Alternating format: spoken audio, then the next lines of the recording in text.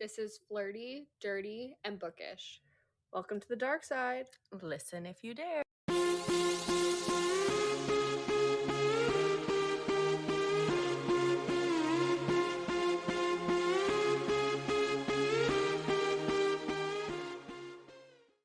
Okay, guys, so this is a bonus episode of an interview with G and Wright. We discuss all things Black Hallows, all things Puck Boys, all things Hallowed Crows. There is a shit ton of spoilers in this, so if you have not read any of those series, you are forewarned. This is your warning. Stop now if you haven't, or if you don't give a shit about spoilers, keep listening. Yeah, because we can't even tell you to jump to it. We do not stop rambling about these No, spoilers. it goes back, forward, upside down, sideways, left, right. Who knows? We're in a circle and come right back to a different topic. So this is just your forewarning. If you don't want any spoilers, please stop listening. But if you like spoilers and you're just like me, feel free to keep listening. We hope you enjoy. Hey. Hi. Oh, there's three. Hi. Yeah. Oh, I like this. This feels a lot more chill and like it's going to be a Oh, girl yeah. side. No, Yeah, we're in super sweatpants, chill. hoodies. Oh, yeah. Everything's perfectly fine. How are you How's guys? your vacation going? It's really good, except it's been raining quite a lot, so not Yeah. so good, but it's been nice. I literally worked right up until I came on holiday, and then it's been nice to just relax. Yeah, not yeah. have looming Yeah. deadline hoarding over my head. Yeah, that's fair. And you said you were in Florida. Are you going to Disney World? I've done Disney a few times, but we did Mickey's Not So Scary Halloween party on Thursday. Cool. Fun. That was fun, but it's been more just chilling and catching up on some reading, not writing from morning till night. Yeah. Basically just trying to relax and decompress before I get home and start all over again. Cool. That's fun. It's probably good to do that and refresh your brain a little bit. Yeah, I don't get to read nowhere near as much anymore, and then people are like, I'll stack my Kindle up and I'm like, no, I've not read that yet. No, I've not read that yet. So and I'm really fast reader as well at the minute, so I'm like flying through books on my Kindle that have been on my TBR for months and months, and now I'm like, fine, read them. So I'm trying to fit as many in before I go home, basically. Yeah, makes sense. Just sit, relax, and turn your brain off for a little bit. Yeah, basically. Okay, so we will probably we have prepared questions, but we're not going to sit here like a Q&A or anything. It'll be more like a conversation. But we do want to get to know you better. So what got you into writing? I always say this. The short answer is COVID. Wow. Basically, I've always loved reading, always loved writing, but it was never something I really pursued. Like, I loved it in like high school and stuff like that, but I didn't really go to a school where teachers were like, oh yeah, this creative writing's really, really good, but it wasn't like, oh, you should do this. And my family was very much like, you grow up, like you go to college. I went to university, get a degree, do something that's useful. So I worked in finance for like most of my life. Wasn't even using my degree. Like, my degree is in like film and media, and then I just ended up with a job in finance right out of university, and then stuck out with that. And then it wasn't until COVID hit that I'd been reading a lot more since I had my daughter. My daughter was born in 2016, and we knew pretty early on that she was on the spectrum, and I was going to a lot of therapy appointments and then also attending them for myself, because I was sitting in those therapy appointments when they were like, oh, well, autistic people do this, and I was like, oh, okay, that's why I do that, and that's why I was sitting there, and like people were like lapping up all this information about the child, and I was sat there like, oh, okay, it's becoming glaringly obvious about myself. My mum's been diagnosed, so it was like, oh yeah, it's been there all along. Yeah. But when COVID hit, that was the year my daughter would have been starting school, and I was really like, I don't want to go back to like a full-time office job. I don't want to be asking permission basically to come out of school and be like, oh, can I go and pick her up from school early, or can I go and watch her school play, that kind of thing, which is irrelevant now because she's homeschooled, so that's really funny. But yeah, then we went into lockdown, and my husband was off as well, and we ended up being stuck in the house for like 3 months. I was reading a lot more, and I'd started a Bookstagram. So I was on Bookstagram at the time, and I met my now best friend, and we got talking. We had a lot in common, and I'd had a few ideas swirling around in my head, tried to write a few that will never see the light of day. They're still hidden in the pits of my laptop. And then started what eventually became my first book, Revival of the King. And then when I met my best friend, she told me that she was writing a book as well, and we were like, oh, do you want to kind of like be each other's alpha and like swap words and help each other out? Still not thinking anything of it. The only person that knew was my husband and my now best friend. I didn't tell anybody. And then next thing I know, it was like 3 months later, and I was like, oh shit, I've wrote a book. What now? What do I do to it? So I sort of like spoke to a couple of authors who I was like on ARC teams for and stuff, and had like come a bit friendly with, and was just like, oh, have you got any advice? And some of them are really, really nice. They were like, yeah, you can do this, do this, do this.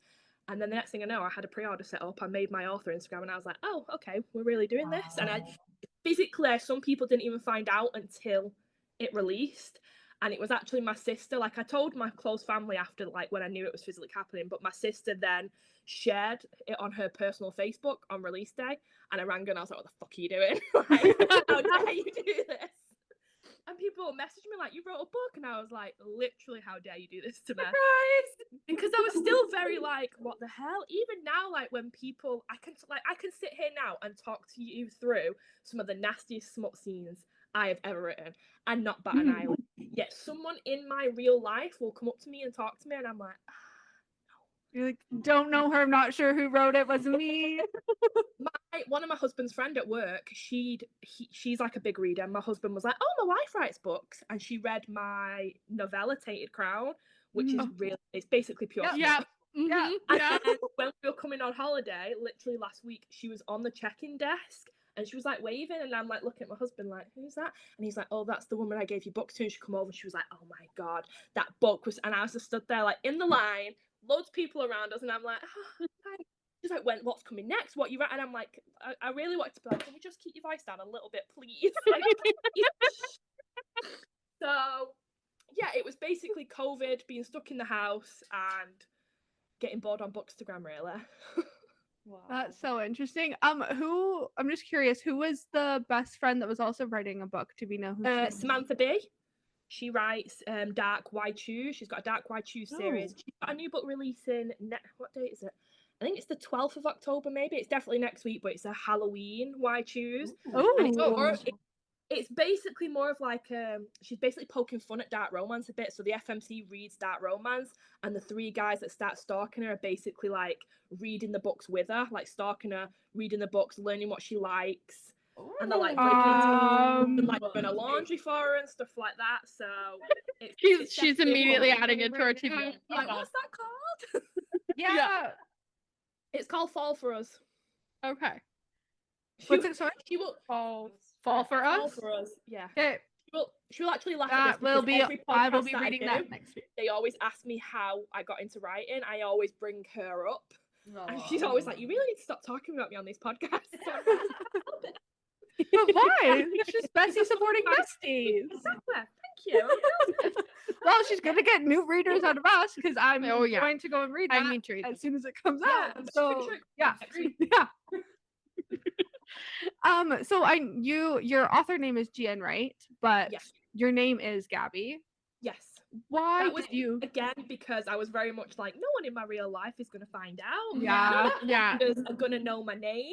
Like, I just didn't. I was like, yeah, I'm gonna use a pen name, but it's still my real name. Yeah. So, and I didn't think anyone. Well, I didn't think.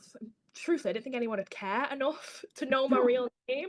But then it started getting around, like, even like at signings now, people come like, hi Gabby, and I'm like, hi. So got to the point where I did just put it on my Instagram profile eventually, because then anyone that slid into my DMs that didn't know me and they were like, hi GM, right? I was like, oh no. Like, this is really formal.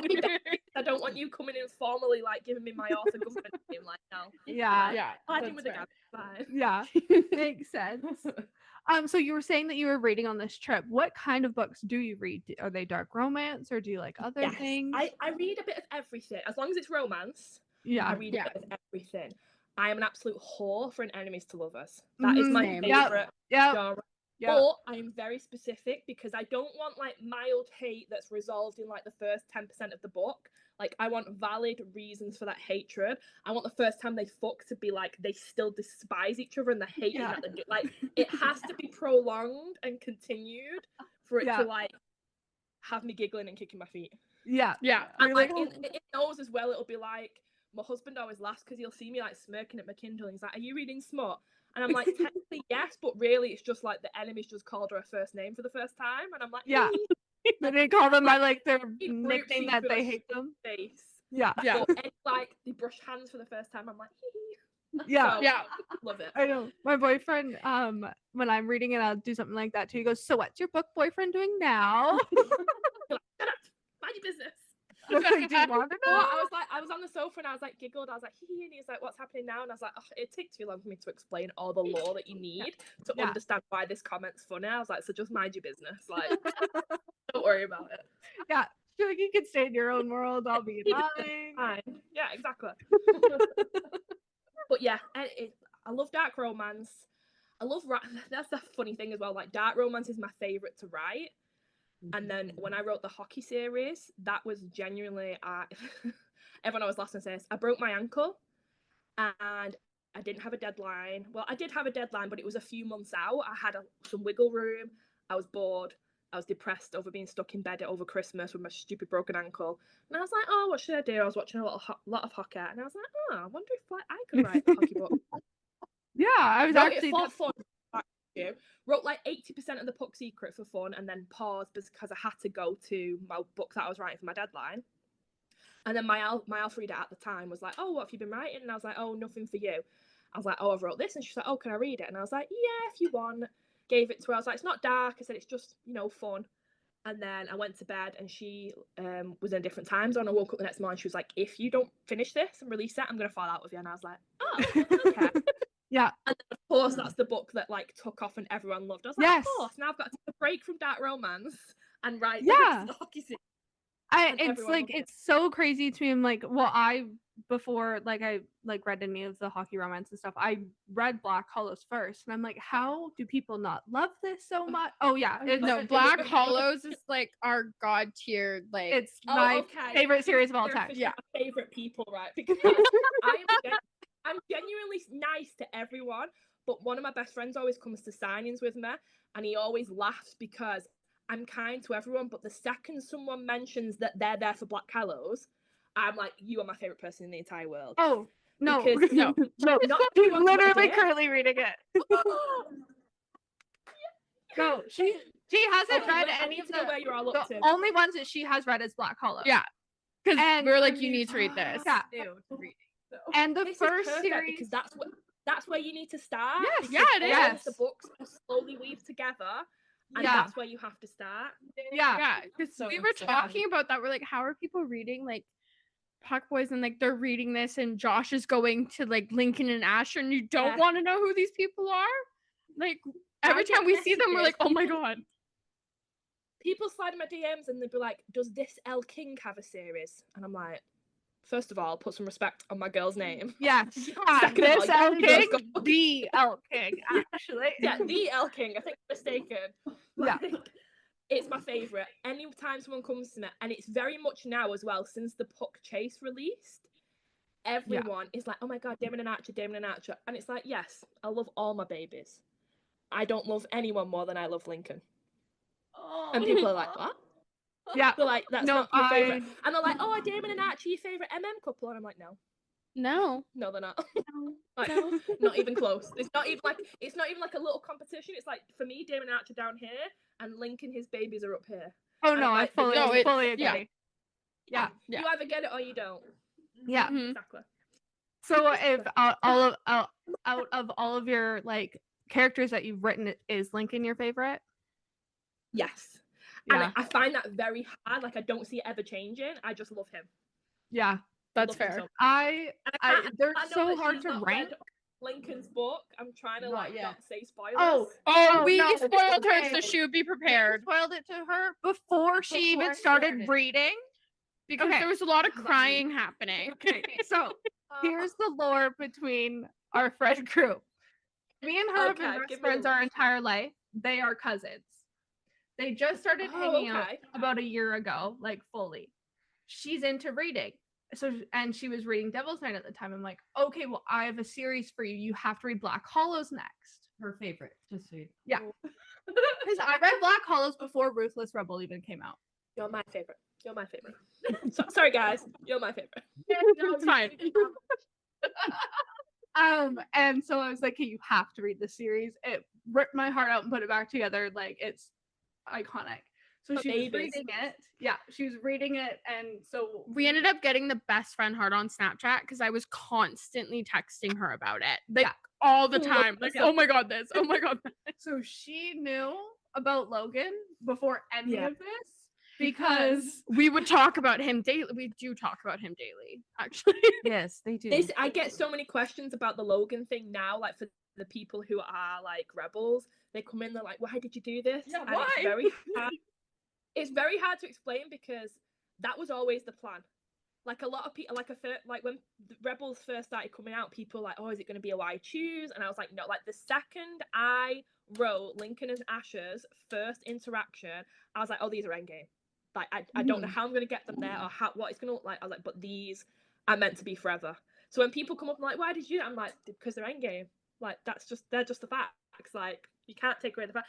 Someone actually came to me. I was at Sinners and Stardust in Boston, and she just read the Puck Chase, and she was like, oh, I heard you got another MM. She's like, I've just started Ruthless Rebel, and I was like, oh, have you read the Black Hallows series? She was like, no. I was like, no. I went, wait, No, you can't start there. I went, stop right now. And she was like, why? I was like, because I put 4 books worth of edging right there. I was like, you need the gym scene and the mirror scene. Not and you even need that. It starts from the first time they're on the earpieces together and he calls them Dark Prince. Yeah. That's where it starts. Yeah. Exactly. And I was like, I was stood there and I was like, no. Like, and she was like, I was like practically shouting. My best friend was like, that was a bit mean. I was like, I don't care. You can't start at book 5. I was like, it's a trap. No, you can't. Oh. It says 5 on the side of the standalones. I'm like, no, they're not standalones. Like, it's a series. It doesn't matter. That's like Reckless is like, you can't read Reckless on its own. Someone picked Reckless up. It's like, well, what do you know about Jace's trauma? You don't know anything. You don't know what he's been through. Like, what about Taylor? You're gonna be like, who the hell is this Taylor bit? Yeah. Like, So why Taylor is very important. And Taylor, someone actually came to me as well, and she was like, "Oh, I'm reading Black Hallows.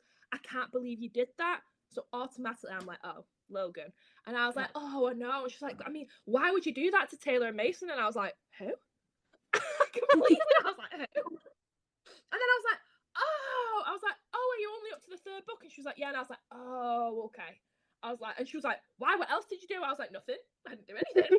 I was like, "You've done something." I was like, but I'm sorry. about them. Like the second, that's another thing as well. People always slide in my DMs, like, especially they're reading Puck Boys at the minute. Someone was like, "Oh, chapter 50." And I'm like, and I'm in my head, I'm like, "Do you guys think I know what I wrote in chapter 50? The second I finish that book, it's not my business anymore.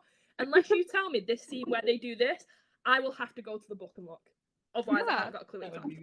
I mean, that's. I'll be like opening the book on Kindle, like chapter 50, and I'm like, "Oh yeah, they did that." I'm like, yeah, like give me about 10 minutes. Let me double check what I wrote there. Otherwise, I haven't got a clue. I'll see it sometimes. I'm like, I don't know what that is. Literally me. I haven't got a clue. Yeah. Once I'm done, it's out of my brain. Yeah. It's like it's the same. It's like when you read a book and you like finish it, and then someone goes, "Oh, what was it about?" You're like, I don't know. It's the same. It's exactly the same. I'm like, I'm glad I'm not the only one. I thought I was crazy. They make me feel crazy. But we get emotionally attached. We get very emotionally attached. Like, well, I appreciate that, and I'm also sorry for killing Logan if you were emotionally attached to him. No, It's not okay. It's not okay. But it's okay. I just get bored sometimes. And I'm like, oh, well, how can I cause some pain? I'm like, who can I hurt? Like, what can I do to cause some pain? We're gonna go. Well, the next book's gonna hurt you then, because the next book is Lily's book. So that was one of our questions. Yeah, like, are you going to do that to us again? It's not. No one's dying in that book. Okay. But it's more that's gonna take place like a year after everything went down in Ruthless. Okay, so we're talking about Lily, Max, and Zach's book? Yes. Okay. So that'll be out by the end of the year. I'm not sure what date yet, but that's coming out at the end of the year. By the end of the year. Oh my God, and yeah, it's very much her journey of mourning him and fucking her brother. I was like, this book is gonna be pure smut. And then I gave like the first 3 chapters to my alpha, and she messaged me. She's like, "Gabby, what the fuck? This is sad."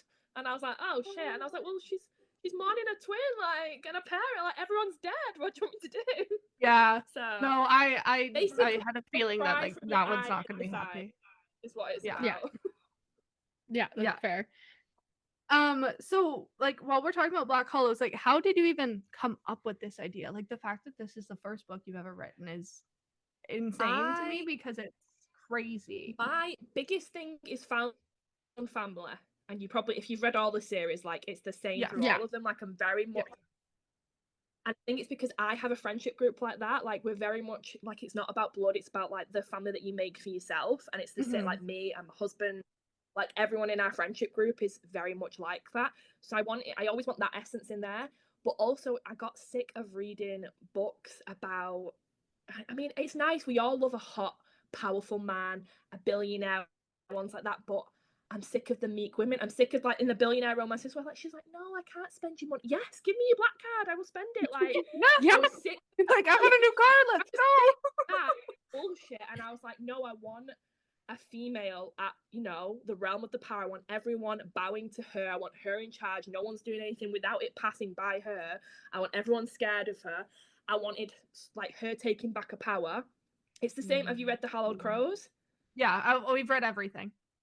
Oh, okay. Well, this scene in book 1 that everyone loves to hate between Aidan and Rebecca, where he puts her on her knees in front of the 7 prospects. Yes. That always gets mixed reaction. You either love it or you hate it. And for the people that hate it, I say you didn't understand it. You didn't read it properly to understand it, because that is her taking her power back. That moment we're like, oh, he did this. And it's like, he didn't do anything. She submitted to him and gave in to him to take the power back from Carter that Carter took from her. And that's what that scene's about. And if you didn't process that in that way, that's on you. But that's how it's written. I'm like, I'm the author. I know what I meant. Like, process it. No, that's like totally, like, it's easy to understand that. I just hated him in that moment. I was just pissed at him. But I was like, I totally get what you're doing. Like, right now, did it on Aidan is my baby, okay? Oh, I love him now. Love him now. In that moment, I was like, okay, really? In front of everybody? But it makes sense for the storyline for her to be like, okay, I'm not this abused. What it is. I want females like that who are always taking back the power, whatever way that looks like. Yeah. And I honestly, I don't know how. I've still got the notebook, because I don't even use notebooks anymore, but I've still got the notebook that I've started writing the story in, where, like I said, I started a couple of others and they weren't taking shape or going anywhere. And then I started plotting Revival of a King. And I remember writing the cliffhanger. I knew how I wanted book 1 to end. And then I was like, and what if we ended book 2 like this? I was already like weaving it together. I already knew it was going to be a trilogy, and I was like, well, what if I did this and I put that there, and what if we did that? So it's very much like 50% like that, and then like 50% other stuff. So it's like in book 3, when you find out Zach is Elliot's son, that didn't come to me yet. That was like something that like I was working on the books, and then we got to book 3 and I was talking it out with my alpha, and we were like, oh, actually, what if we did this? And what if he's, and I was like, oh. Yeah, so you didn't know who his dad was. It could have been a random. Yeah. It could have been and it's the same with the Hallowed Crows. Like in the first 2 books, there's a mention of a motorcycle club. I don't like really get into it. It's just a mention that like Elliot's got the motorcycle club working with him. And then when we got to book 3, I was like, oh, well, how could we get, you know, into Elliot's business? And I was like, oh, what if we, you know, brought the motorcycle club in? And then my alpha was like, oh, what if the president of the motorcycle club's daughter has been kidnapped? So then I was like, oh, that's a good idea. Ran with that, gave them names, and then it was literally the first interaction. I did that, and I was like, oh, I really like these. I really like these characters. And then I was writing the end of that, wrote another scene with them in, and then I was making notes down. I was like, oh, what if all 3 of them are in love with her? What if this? What if that? And then I was like, oh, what if I kill her dad at the end of this? Like, there was so much like going into it. And I was supposed to finish Rebellion of a Kingdom and go straight into Reckless Rebel, and I didn't. I wrote Distrust instead, because it was so loud. And I was like, what if I did this? What if I did that? And what if I did this? Yeah. And then again, with that idea, it was very much, I got sick of reading Why Choose romances where the group scenes aren't until book 3 and 4. I was like, I'm sick of this. Like, I want a group scene right at the beginning. I was like, I'm putting the prologue. I don't give a shit. And I wasn't reading enough of him that had MM in there. Like, I'm just someone who, like, if you're Thank reading you a for Why that. Choose, I'm just not believing I'm just not believing that you're all fucking like that and the guys aren't fucking too. Like, No, right? I'm sorry, I just don't believe you're all getting naked and not being like, let's, come on. So that's always my always favorite. find. If I'm writing something like that, the boyfriends are always boyfriends. Yeah. Someone asked me that, they're like, the boyfriends. Of course they are. How should be? Of course they're boyfriends. Like, I get like Aiden not being it, but like him like accepting it because they're best friends. But the other two, for sure, they needed to be. I'm absolutely dying to write one though where they're all involved, because it's usually always two, isn't it? But I'm really dying to write one where they're all just boyfriends. So that is on the list somewhere. I don't know where yet, but on the long list of things that I've got to go. Yeah.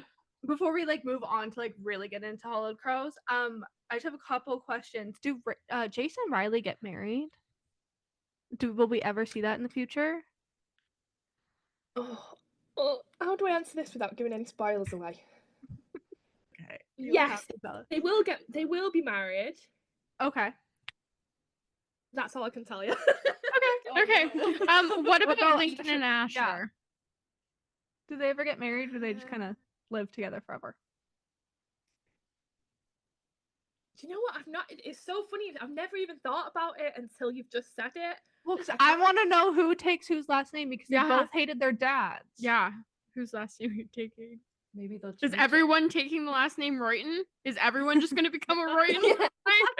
She's getting I don't know. I know secrets, like, but the secrets that I've not, like, I've thought about. Oh God, I've thought about a next gen. Okay, that was one of our questions. Yes. Yeah, so the next gen basically looks like. Why am I saying it like I've not plotted it? The next gen is going to be, let me preface this by saying it's a long way off. There's other books that are in the world. Oh yeah, yeah. But the next gen will include Rebels' children, Hallowed Crows' children, and Flyers' children. Okay, sorry. All three. I've already grouped some of the couples together. I already know what they're going to be called. I know what what some of the couples are. Are Cassie and Cash one of them? It feels like it's okay. Yeah. That's the obvious one. It has to happen. Well, that's where it started when I was writing the end of that, and I brought him, and I was like, and I thought about it a bit, and I was like, oh, what if we did this? And then in my head, I was like, what would a next gen look like? And I just started basically doing a bit of a family tree. And then all of a sudden I was like, oh, well, they would obviously go with them. What if they did that? And then it just started built, and I was like, oh, yeah, we like this. Is Sophia in this next gen? She's not, but only because of her age. Right, she's a bit older. Yeah, she's a lot older than the other children. Yeah. Like I say, I was pushing it a bit because obviously we end Ruthless with Elle pregnant. Yeah. So there's already a significant age gap between Cassie and the next child. Mm-hmm. It was like, and I toyed with Sophie, and I was like, oh, I can't really make it work anywhere within the children that would come in the world, basically. Yeah. And then, so speaking of Elle's kid, have you ever said a name for them, or do you have a name for their kid that you're willing to share? If not, you don't have to. You are digging all of the secrets out really right now. Let me pull up my note. You can tell her very hard on this. Okay. I can tell you her name. It's a girl, and her name is Canada. In homage to Taylor. Well, that's just gonna make me cry now.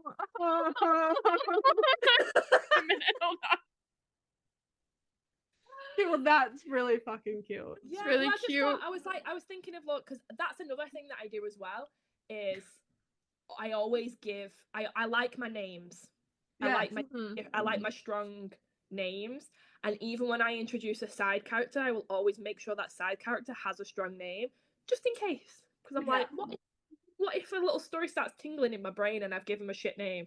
Yeah. Mm-hmm. So, yeah. Like, did you read Puck Boys?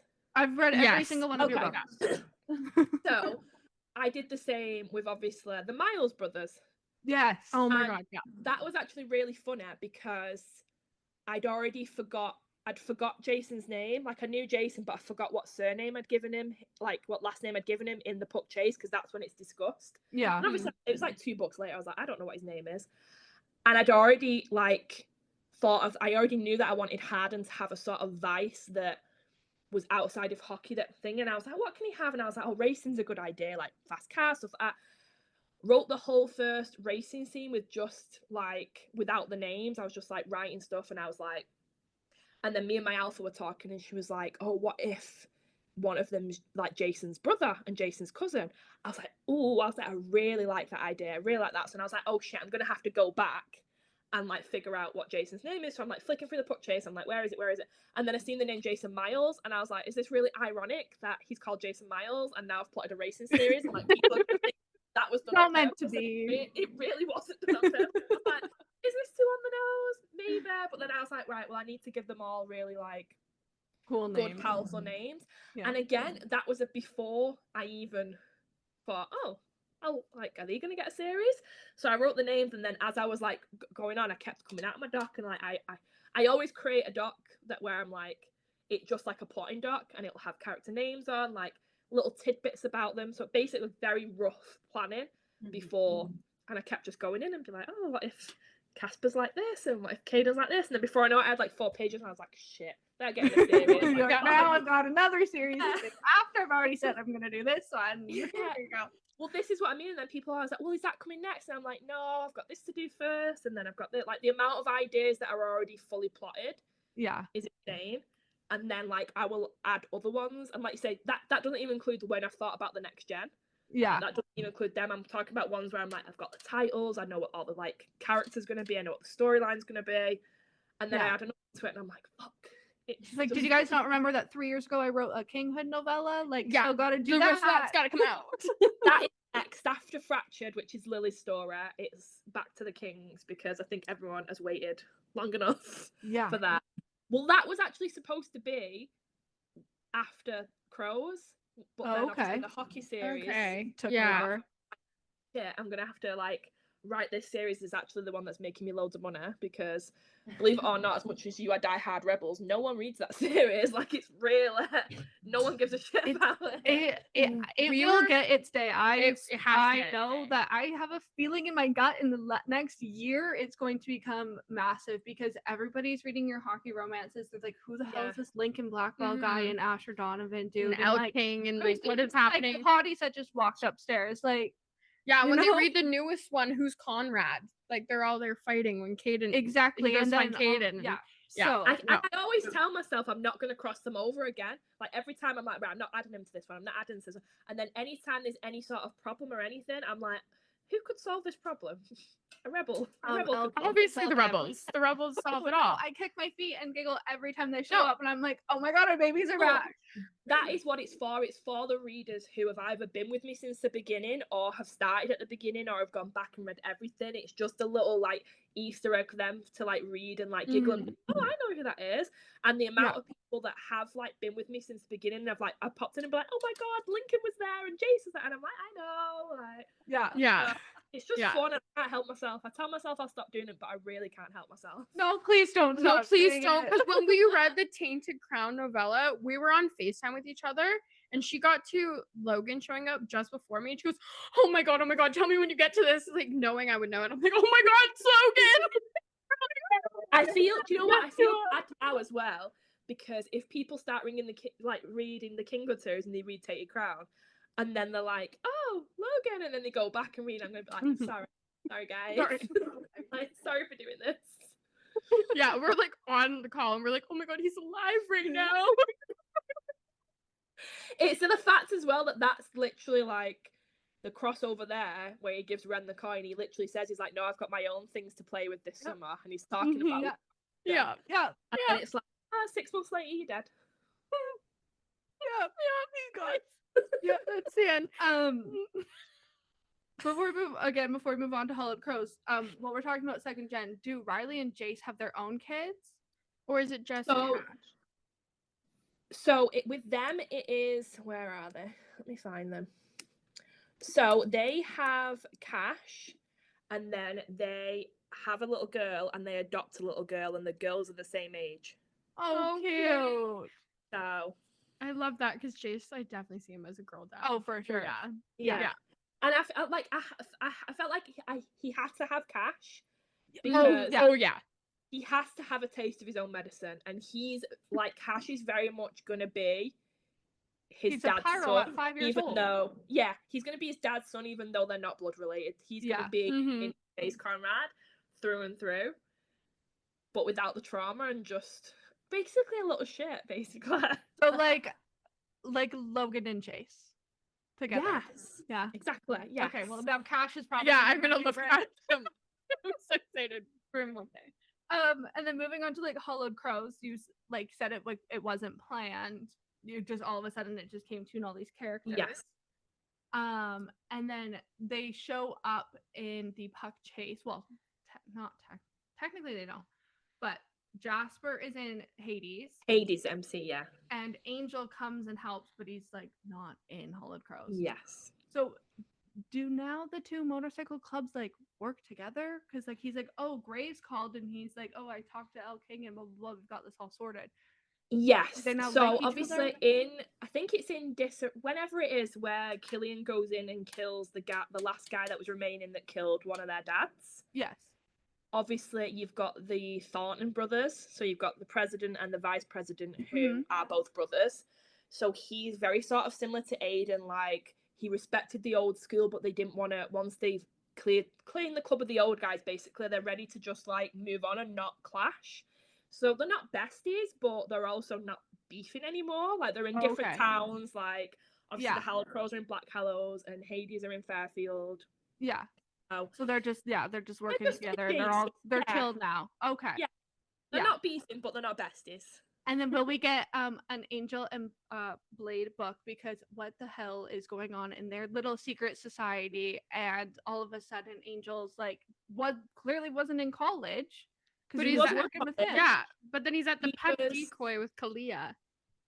Or whatever. Yes. Yeah. You know what? Yeah, Kalia, yeah. That was really, really funny that when the Puck decoy released, because it was very clear for the people who had read Hallowed Crows and who hadn't, because some people were messaging me who hadn't read it and was like, oh my god, is Kalia Rain's girl? Because obviously Rain was flirting with her, and I was like, no, Rain just flirts with everyone, like, you're panicking at the wrong disco there.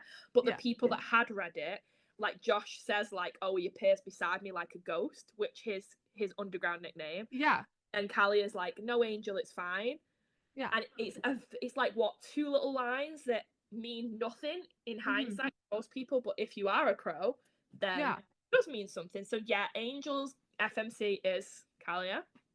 He will be part of a Mafia series that will have 3 books. One is his. Okay, so they're in the Mafia. Because I'm like wondering, like, what the hell is going on and all of this man and this dog. Yes. And all, like, I'm just like, I need to know more. Blade is a part of the Italian Mafia. Okay. He is fresh out of prison. He grew up in foster care, and he was in foster care with Aria, who's the vet. And that's why he knows who she is. Yeah. Except so basically he went to prison for something that I won't tell you right now. Okay. But he went to prison, and Aria's sort of the reason. And then she never came to visit him after that, even though they were like this beforehand. She never went to visit him. He lost track of her. She changed her name. He's not seen her since. She's now married to a police officer. And then when he sees her in Crows, that's like the first time he's seen her, and he's like, oh, like, this is where you've been hiding, kind of thing. And then basically starts their little cat and mouse game of bullshit, basically. Because her relationship with her husband was hinted at, like, not great. Yeah, she's in an abusive relationship, but obviously she's in an abusive relationship with a very powerful man. Yeah. And even though she has these connections to the Crows and the rebels and stuff, she's very much, she's already been under the thumb of a powerful man, and it didn't work out. So she wants to sort of claw her own way out of it, which is why she's taking the money under the table and stuff like that, because she wants to disappear forever. Yeah. Without anyone's help. And that's all I can tell you. Can you tell me how Angel and Blade met? So, like I say, so Blade's in the Mafia. Angel's dad was like, he used to work for CIA, and then he went bad. Yeah, that whole lore. So Angel sort of knew that and was like looking for more answers and stuff like that, and ended up underground. He's got a very particular skill set that Blade come across. Blade trusts him. they sort of become buddies like that. So the 2 years that he was away from Black Hallows, he was running with Blade and his crew. He earned his underground name, and he's sort of like, so he's both now. He's part of Blade's organization as more of, I don't know what you'd call it. He's not in the mafia with him. He's more of like someone he can call on when, like more of a consultant. But he's also technically a crow as well, even though he's not patched in. The guys will very much still see him as a crow. Rebecca will always see him as a crow. But also, when his book takes place, there'll be some distance there because he's very much trying to get over the fact that he's in love with Rebecca and move on, kind of thing. Yeah. So there's a lot of drama there. Yeah, makes sense. There's like so much, and there's already like you would not believe this, and this is what I say why I need to really stop crossing things over, because the web that I weave behind the scenes is so intricately packed with details. Yeah. That I have to go and double check. So that you ask me a question now and I'm like, oh right, what is that? Where do I need because they have like inside jokes about some hooker or a stripper or something. Yeah. I'm like, am I missing something here? You know what's funny though is that's the thing I will just put in trying to be funny, and then when it comes time to write his book, I'll be like, shit, I'll have to go back and skim through them all and be like, right, what did I say? Where did this story play out? I'll have to then flesh out the details and then probably curse myself because I'm like, why have I done this? Why have I made this difficult or this hard? So it's not fun. Not fun. It's probably fun for you guys when it's all done. It's really fun, but it's hard to figure out. I bet it's not fun. Yeah, like Puck Decoy and Ruthless Rebel ran along the same timeline. Yeah, that was hell. That was hell on earth. I messed the timeline up by like 2 weeks when I was like 80% into one of the books. And I had to go back. It was when I was writing. I had to go back through the Puck Decoy and note down when I'd started it. And then any time I'd been like a few days later, a week later, on this day, on Saturday, and was like writing the timeline down when they got to Thanksgiving, the date they got married, and was working it all out and then cross-referencing it with all the time that I'd put in Ruth. It took me about 4 hours to do it. And I didn't even get any writing done. I was literally just being like, right, that date's there, this was there, they cross over here, they go, and it was just, and then I was sat there and I was like, why do I do this to myself? Like, this is no one's fault but my own.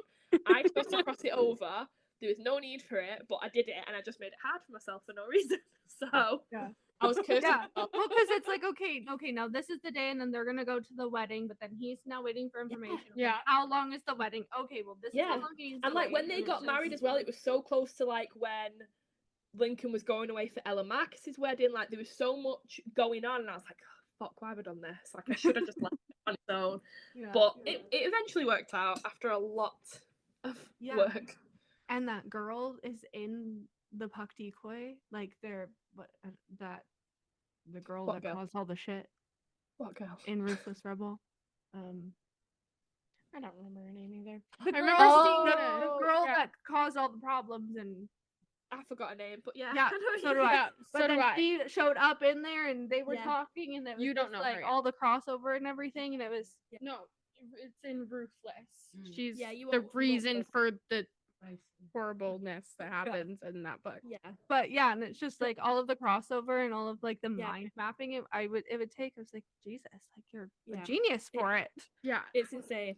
It is insane. I'm not a genius. It just takes a lot of fucking notes in Google Docs and cross-checking and being like, oh shit, and then opening my books up. Like at the amount of times I'll be sat there writing, and I have to like push my chair back, and I normally have my bookcase there, and I'm like reaching for the book, and I'm like flicking through it. I'm like, right, where did I say this? It's not fun. I don't recommend anyone that's aspiring author, don't do that. It's not worth it. It's not fun. Literally don't do it. Not unless you want to literally suffer anyway, because I'm always being like, oh shit, how do I do this? How do I get back to that? Makes sense. Right. Go ahead.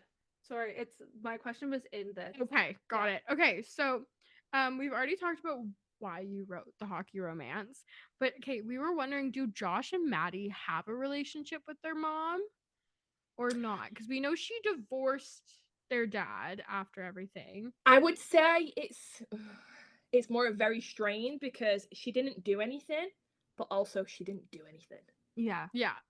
So it's like she didn't really cause any of the trouble, but she also didn't prevent it, and that's just as abusive in ways. Yeah. So they're very much, maybe they will reach out to her at Christmas, send her a gift, but they've sort of got their family now. They've got, they've moved out of Fairfield. Mm-hmm. So not really. Not one that you would want to have with your parent. Just. But do they have them with the grandma? Kind of like the grandma. Probably, yeah. I'm not. You're asking the most out of pocket questions that I've never even thought of. Like, I don't know. Yeah, the grandma's invited for Thanksgiving. Think about. Yeah, it really is. Like, we talk about it all the time. Yeah, the grandma can stay. She was cool. She was funny. Yeah.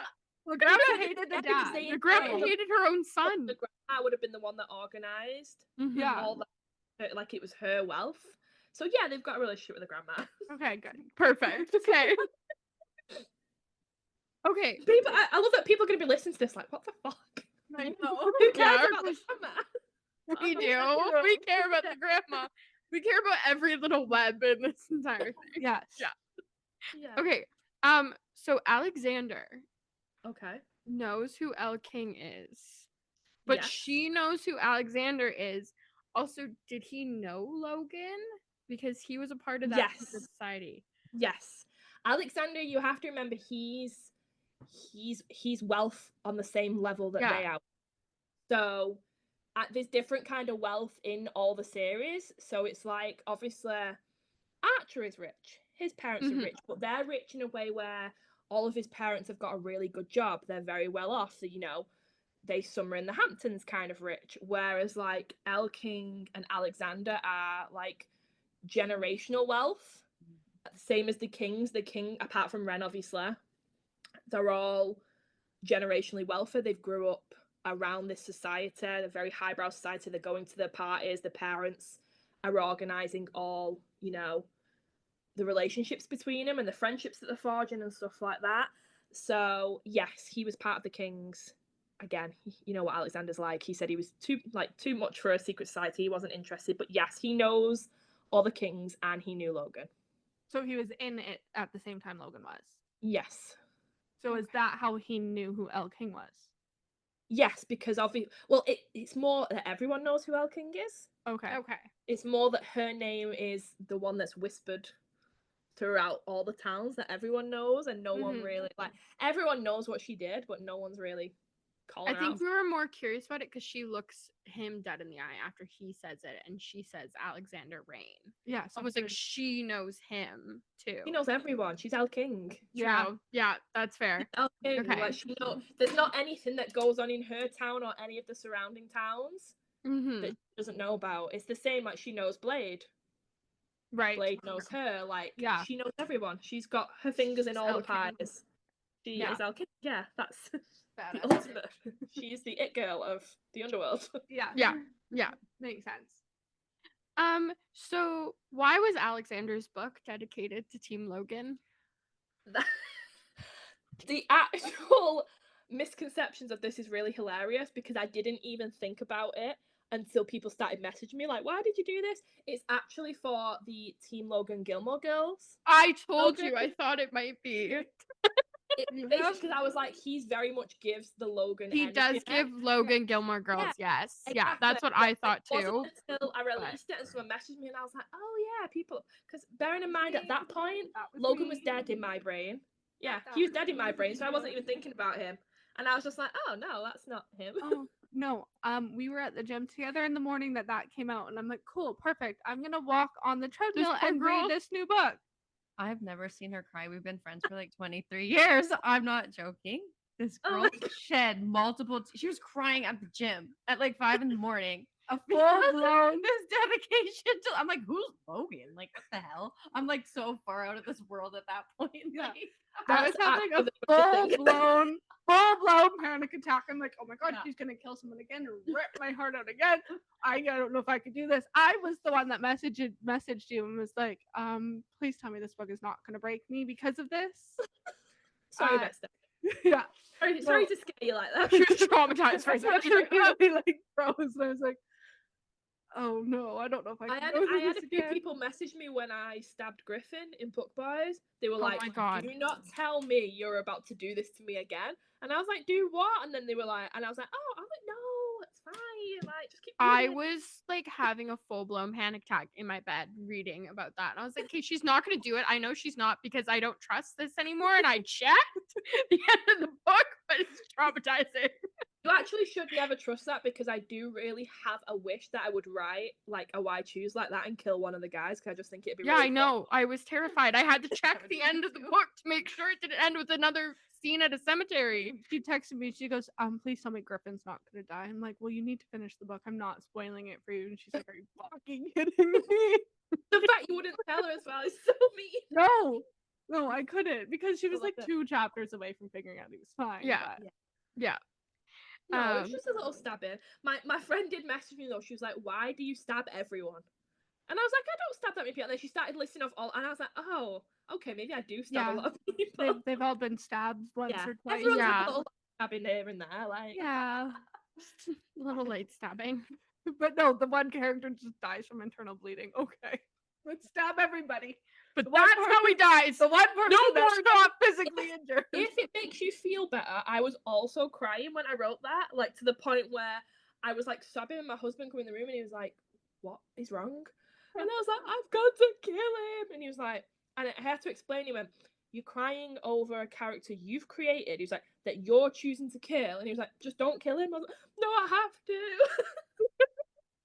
Does make me feel a little better. Yeah. Oh no, I was I like, was 2 a.m. openly, openly sobbing, and it was more, I was fine. I was like, I can do this. And then it was when I was writing Lily's reaction to it, Oh god. Yeah. and that's when I was like, I couldn't see through my. I was like, Yeah. It was Lincoln's reaction to it that got me too, though. Like that was My baby. Yeah. Yeah. No, he's it my was. favorite. He'll never not be my favorite. It's just, Yeah, anytime that's fair. it's just Lincoln, like, oh, They're so hard to like rank. Like here's the top, here's the second, or everything. I can No, do it with it's not Puck hard. Boys. I No, can't Lincoln do it Blackwell. with Black Hollows. Well, that's what I was gonna say. I like Black Hollows. They're all like right there, but I agree with you. Lincoln is just so slightly above them. Like there's everybody just else so is many, below there's them. just so many things that make him number one for me. It was like me writing my perfect dark romance book boyfriend with like Mhm. a traumatic past. He's got slutty little glasses. He's all broody. He's moody. The fact that like he's the first one to trust Elle as soon as she comes back into town, like just offers that so freely. Like there's just so much where I'm just like, yeah, he's the best. Yeah, Perfect. he's Yeah. like the most Perfect. Yes. unproblematic. Yeah, I fell in love with him like fully when he found out about Cassie, and the only thought that went through his head was that he would die for Elle and Cassie, and I was like, Yeah. I love you. That was what I loved about writing Black Hallows as well, is like I didn't restrict myself with character POVs, and the amount of times I'll read books where I'm like, oh, I wish we got this person's POV from this Mhm. scene.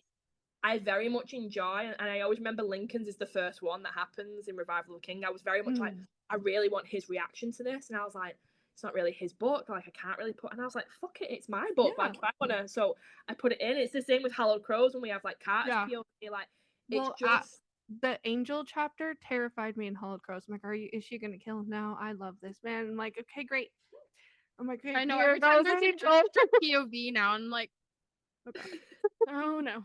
Or Jasper's, and I'm like, Yeah, it was. But I like that, like you did that because you needed the backstory. yeah, it's just I like having different people's reactions to certain scenes, and there's no point me trying to force a POV from a character just because it's their book. Like I will Yeah. happily just bring in a random POV to like make it more authentic to what the scene needs.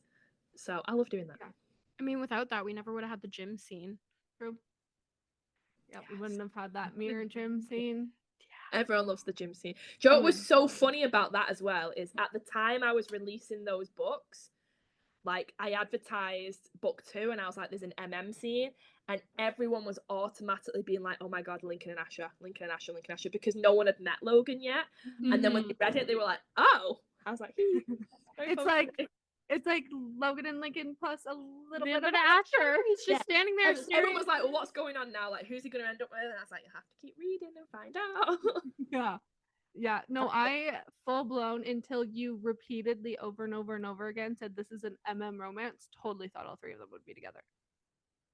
Yeah, was like, oh yeah, this. The amount of times people are asking me, they're like, is it MM or is it MMM? And I was like, both. I was like, yeah. I don't know. I didn't know how to Until- answer it. Like, it was probably the most tight because you've already seen. I've spilled loads of secrets to you already. Like, if people ask, I happily tell them things. Like, I'm just like, yeah, whatever.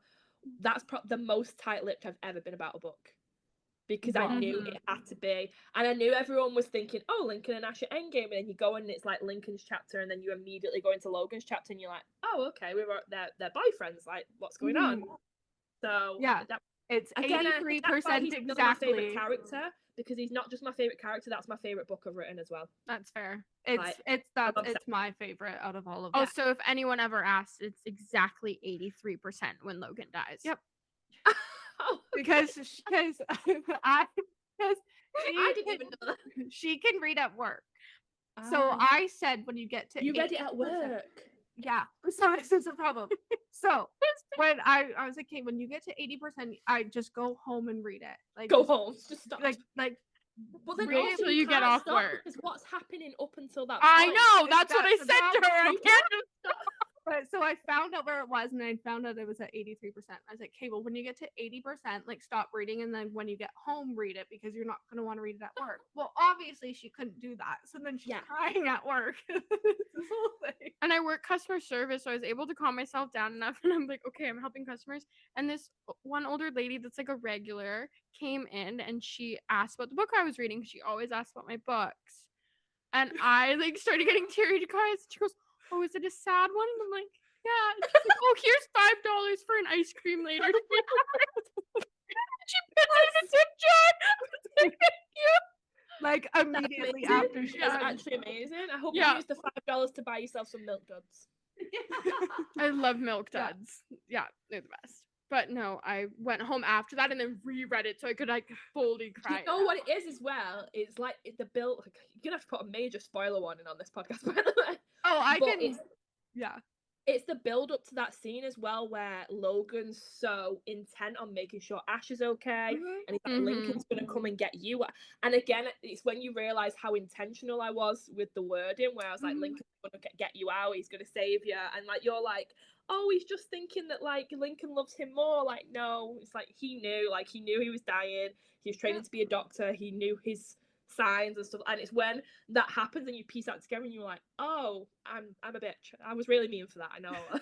Well, it's also too, you think he's fine because like Asher's way more hurt than he was. You're not even thinking about Logan in the moment. You're worried about Asher. Yeah, but then you have to remember the background. Like, Logan has never experienced that kind of torture and pain. Mm-hmm. Have to remember Asher's childhood was spent receiving beatings like that. He's beaten almost near death at the end of Revival of Revenge of a Queen by Greg's men. He survives a fucking bullet wound to the chest. Like, he's very much accustomed to that kind of pain. So it's like, yeah, he was worse off, but also his body's sort of trained for it in a way. Whereas Logan's grew up in this happy home. He's never had. He had no chance. No, he didn't. No, he I feel like I'm making it worse. Yeah. It's okay. I'll stop talking. It's just I don't know what it is about your writing, your however you create characters. They are real human beings. They are to us. And I'm sure she you thinks feel we're the crazy. same. It's the same for me. Like, when people come to me and like, I don't know what it is, but I mean, I do know what it is. All the other guys are great, but like Josh Peters is everyone's least favorite hockey guy. I love Josh. Well, yeah. Oh, well, my best friend's gonna love you because Josh is her favorite as well. She's like, what? Do people just not like hot married hockey players? Like, until Alexander's book, Josh was my favorite, and he's still like very close to exactly. Yeah, but people just hate on him. They prefer Nova, or they prefer the boys, which is fine. But then they come to the table and they're like, oh, Josh. I'm like, excuse you. They're my babies. They're all my babies. How dare you? Especially like if people like start shitting on Hallie as well, because Hallie is literally me. Like, when people are like, oh, I love her so much, I'm like, thanks. Yeah. The autism, the criminal I love her, and I love that she how sleeps much. with is all me. Yeah, I love how the fictional character conversation her and Josh had yes was the best. Like, that was so they're watching Criminal Minds, and he's like, okay, watch your boyfriend. Literally, that whole book is literally me and my husband. Like, that is so. I love that. That it was all just poured into us, and then when people don't like it, I'm like, how dare you? Like, Yeah. basically saying you hate me is what I'm hearing. So like the list and everything that like he writes for her. Like, does your husband do that for you too? he is literally. I hate hyping him up. He's a man. Let's remember that. He's a man. And he's not a fictional man. He's just a man. But also, he's amazing. But don't tell him I said that. We won't. Secret He's safe. just a mediocre white man, okay? He does not deserve any hype. He's already the most special person in the world according to the rest of the world. So, you know, we don't need any more love for him. But yeah, he's amazing. And he's a great dad. He supports me and my daughter all the time. Ugh. Right, moving on. Stop. Let's go back to the fictional men. Yeah, okay, got it. Wait, so out of all of your main male characters that you've created, including the ones that are gay, would it be Josh that you would marry, or would you marry Lincoln, or would you marry any of the other ones? Lincoln. Yeah. Lincoln. She's like, like he's lost your mind. Yeah, don't be Some silly. people have favorite ones, but like I have like Lincoln's my favorite, but like I don't necessarily know if I would want to marry him. I don't know. I haven't thought about that. I would actually, if we're talking marriage, I'm probably going to marry Asher Donovan because he comes with Lincoln. You're not separating them. I'm getting 2 for the price of 1, first of all. Yeah. Second of all, generational wealth. Yeah. He's got all that Donovan money now. It's all his. He's hot. If someone wrongs me, he's going to give me a jar and a heart. Like, he's also a really good dad. And he's a really good dad. Exactly. Yes. Yeah. Exactly. Yeah, I'm marrying Asher Donovan. Yeah. Someone that did actually ask me when I was at Babe in Australia, they asked me fuck, marry, kill for my characters, and I did that. Asher was who I picked. And let me guess, you killed Logan. Because he's already dead. No, I actually killed Marcus, and I actually said, I was like, not because I think he's the worst or anything. I was like, it's just that I was like, Elle is so amazing. I was like, that, you know, he's my least favorite rebel. Like, he's fine, he's great, but I would still pick like Lincoln, Jason, Asher over him. So rebel books. Yeah. No, I think he's a. How do I? He's annoying. He's annoying for the first 2 books. Yeah, actually, I was gonna say. You know what I want get to his say? head I up love River. Marcus annoys me. Yeah. I love River, and Marcus annoys me. You know what? I'm gonna have to start saying it like that because that is the smartest way you could say it. Because bullheaded Marcus who doesn't listen, who forgets the past and forgets where he came from, is a little shit. Yeah. River is a sweet little baby. Yeah. Perfect. He needed to get his head out of his ass for the first. Yeah. Once he did, though, like his that is relationship actually with how Cassie. my alpha reader that I have now is how we became best friends because she reviewed Revival of a King and she called Marcus a low battery dildo. And I thought it was hilarious. That's and I perfect. slid into her DMs and I was like, I hope you like don't take this the wrong way. I was like, I know reviews are for readers and it's a reader space. I was like, but this is actually the funniest thing I've ever read. We became friends like that. And like we were just casual friends for like a year or so, but then she came on board as my alpha. And my friend has just started writing a book now. And she was like, oh, well, do you think she'll be my alpha? And I was like, no, you can't have her. And she was like, oh, why are you being selfish? I was like, no, I'm not being selfish. I was like, you have not got a thick enough skin to put up with her. I was like, you are sensitive. I was like, and she is a bitch. She's like, her name, Duchess, she's in, when I refer to her in she's based on my alpha reader, and that's why I'm like, in the book where I'm like, for lack of a better word, she's a bitch. I was like, that's my love letter to you because I love her. I love Duchess. Duchess book. But will she show up in other ones? I've got a niggle of an idea, so we'll see. But because there was something mentioned about, was it Theo from King Hood was like flirting with her, or someone was flirting with Duchess when they were bored. Yeah. Oh yes. So Alexander says to Theo, he's like, "Oh, you've been flirting with Duchess again." Yes. Yeah. But isn't she? You know what? Yes, potentially. I feel like she would think about bringing her into Theo's book, but yeah, that might be fun. Yeah. She's just a really cool character. I'm just so interested in like how that is literally what she's like in real life. And when I say we vibe out my ideas now. So like when I sit down to write, I always tend to plot about 5 chapters. Like I'll know what I want for most of the book, but intensely plotting. I'm like, right, for the next 5 chapters, let's do this, this, this, this, and this. And she is the only person who will be like, that's a shit idea. We're not doing that. And she's right most of the time. Like, a lot of the time, I would go, I'm like, wow, that was mean. And she was like, do you want me to be nice to you and kiss your ass? And I'm like, no, I don't. Like, I want you to be a bitch. So she brings out the best in me. I probably bring out the worst in her. She's probably so good at my shit.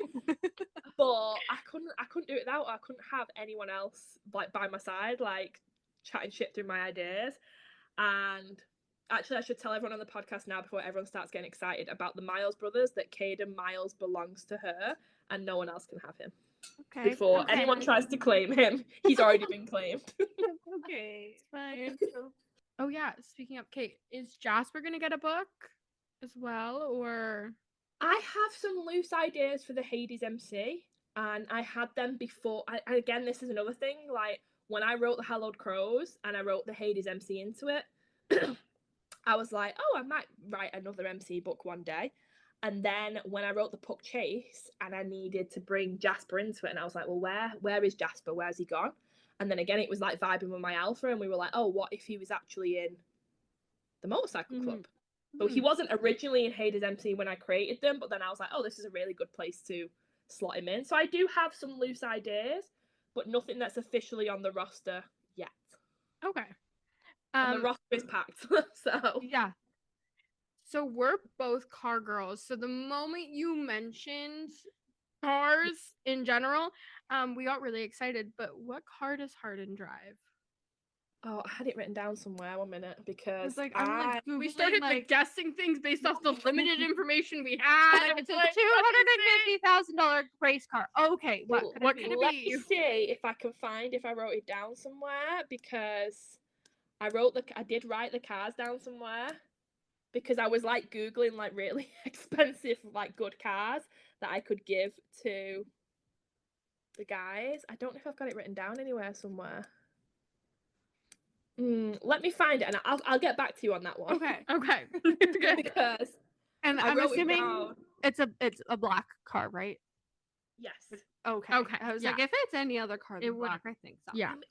Can you call them black? Like, come on. No. Because I was and that was when I was like as I was writing more and more scenes that were taking place at the underground and with the Miles like family and stuff like that. I was like, oh, what about this and what about this? And then before I know it, I had like 3 different books plotted for the racing boys, and I was like, and then that was when like I went back, because at first I just mentioned like Formula 1 racing, and then I was like, if I'm going to write a racing series, I was like, I don't know enough about Formula 1 to like do it accurately, so that's why I went back and made up my own, and that's why I put the note in the beginning, because I was like, if I'm going to do it, I want to be able to write whatever the fuck I want and have my own rules and have my own thing without people being like, that's not how it's done. So I did. That's why I went and created my own. So yeah, it will be great. It's easier for you because like things probably change all the time when you're like constantly double checking and saying, okay, well, how do I make this make sense in this one? And it's just like, it was very much like I just want to be able to write whatever I want. And have them have the characters do what they want without being like restricted to a schedule of like race times and stuff like that. I was like, no, let's just invent my own, and then I can just literally write whatever the fuck I want. Yeah, that's fair. So Griffin, does he ever sort things out with his parents, or it's just kind of like, I don't think they're just again, it's similar to like Maddie and Josh's mum. They're not bad parents, they're just not good parents. Like placeholders. Yeah, and I'm very particular when it comes to my parents, because obviously there's a lot of shitty parents in the GM Wright world. And very few good parents. Arthur and Helen. Yeah, Arthur and Helen, and then Riley's parents.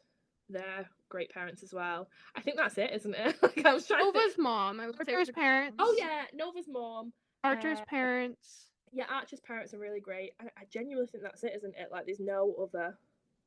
Yeah, no. Rebecca's dad when he was still alive. Yeah.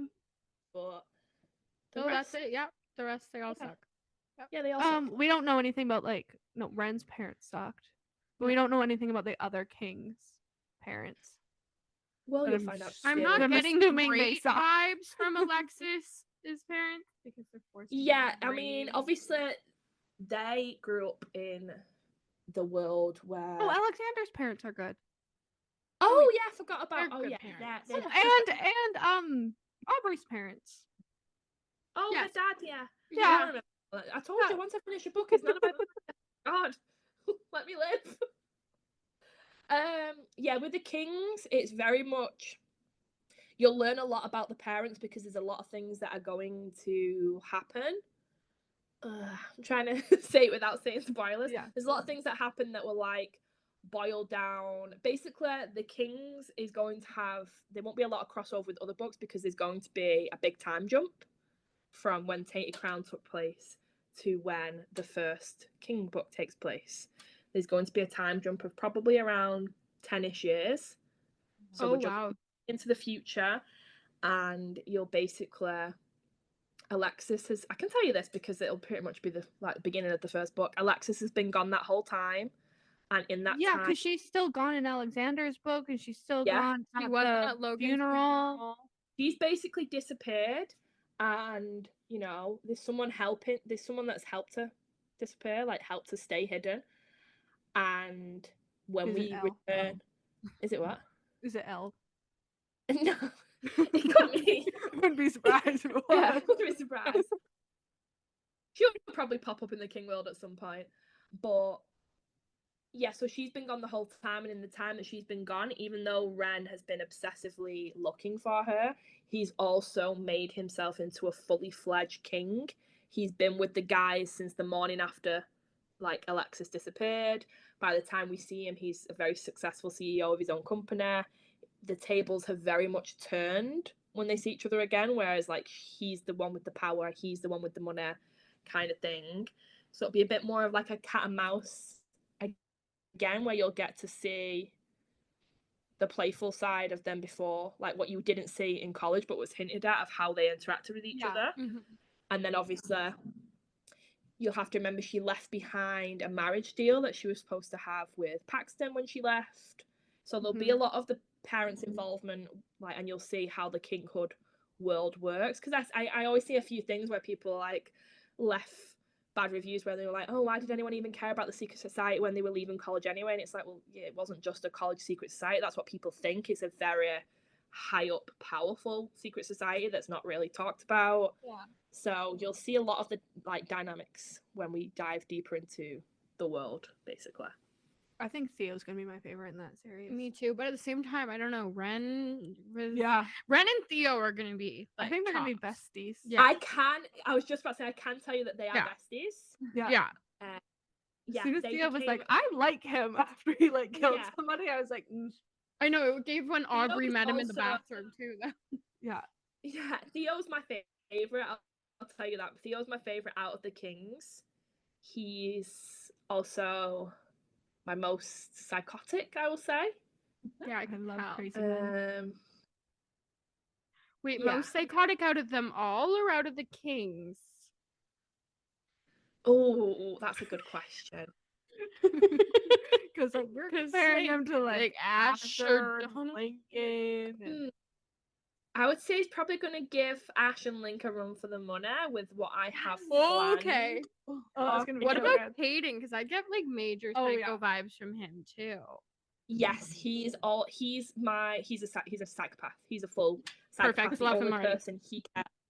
The only person he cares about in the entire world is his twin brother. He doesn't care. He doesn't even care about the other, like the ones that are his friends. Like, I mean, he does, but not in the way that he cares about Casper. Like, he would kill all of the others if it meant saving Casper.